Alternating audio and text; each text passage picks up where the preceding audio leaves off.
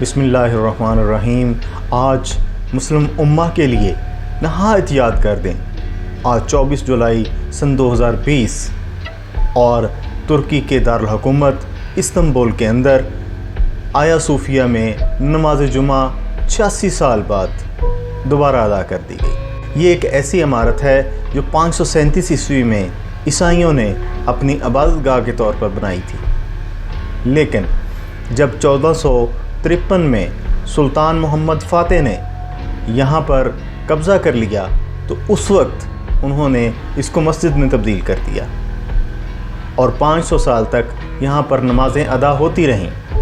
जब 1935 में यहाँ खिलाफत का ख़ात्मा हुआ तो उस वक्त नमाज़ों की अदायगी पर भी पाबंदी लग गई।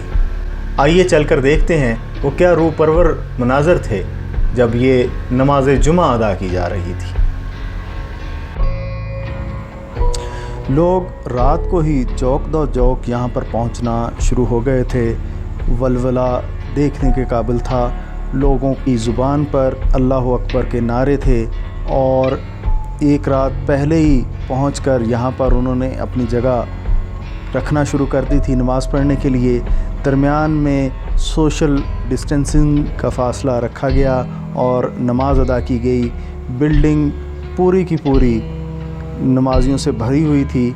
बाहर का इलाका, सड़कें और मकानों की करीबी मकानों की छतें भी जो हैं वो भी लोगों से भरी हुई थी जो नमाज जुमा अदा कर रहे थे। तैयब उर्दवान ने यहाँ पर सूरह फ़ातिहा की तिलावत की और सूरह बकरा की भी इब्तदाई 5 आयात की तिलावत की।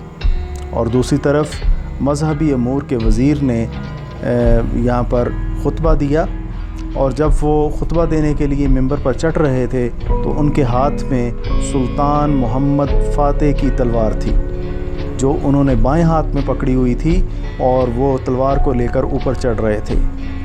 ये रवायत दरअसल उस्मानी दौरे हुकूमत की रवायत है कि जब उलमा जब ख़ुतबा दिया करते थे तो उनके हाथ में तलवार हुआ करती थी। सुन्नत रसूल करीम सल्लल्लाहु अलैहि वसल्लम तो आसा है, लेकिन उस्मानी सल्तनत के दौर में मुसलमान तलवार हाथ में लेकर ख़ुतबा दिया करते थे ताकि दुश्मनों पर रोब तारी हो।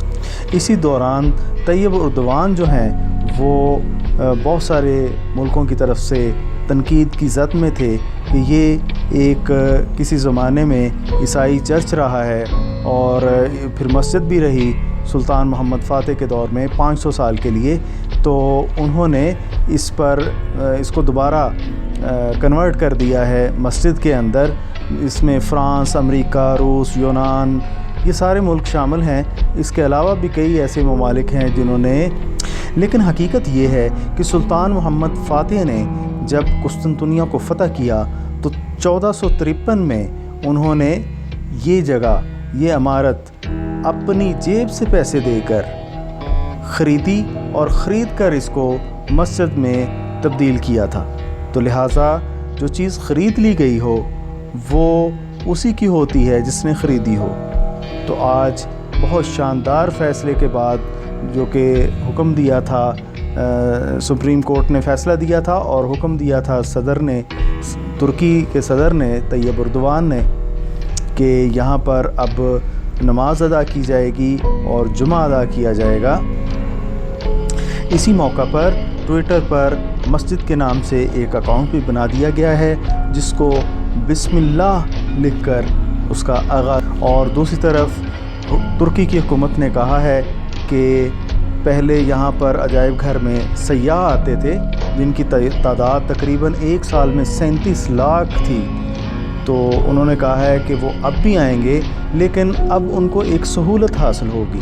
और वो सहूलत क्या दी है? वो ये दी है कि पहले $14 का उनको एक टिकट ख़रीदना पड़ता था, अब वो टिकट ख़रीदना नहीं पड़ेगा।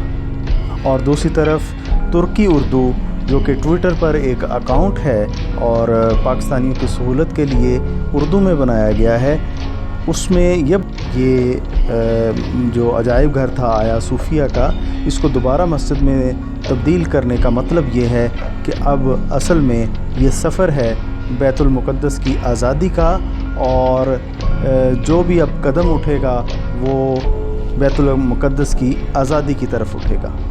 اور اس میں جو نہایت اہم چیز ہے کہ ترکی کے صدر جو ہیں وہ اس وقت مسلم امہ کے لیے ایک لیڈر کے طور پر ابھرے، لہٰذا اگر مسلمان کسی کو اس وقت لیڈر کے طور پر دیکھ رہے ہیں تو وہ صرف اور صرف طیب اردوان ہے۔ اللہ تعالیٰ ان کو زندگی عطا فرمائے اور تمام امت مسلمہ کو ان کا وقار لوٹائے۔ آمین۔ امت مسلمہ زندہ باد۔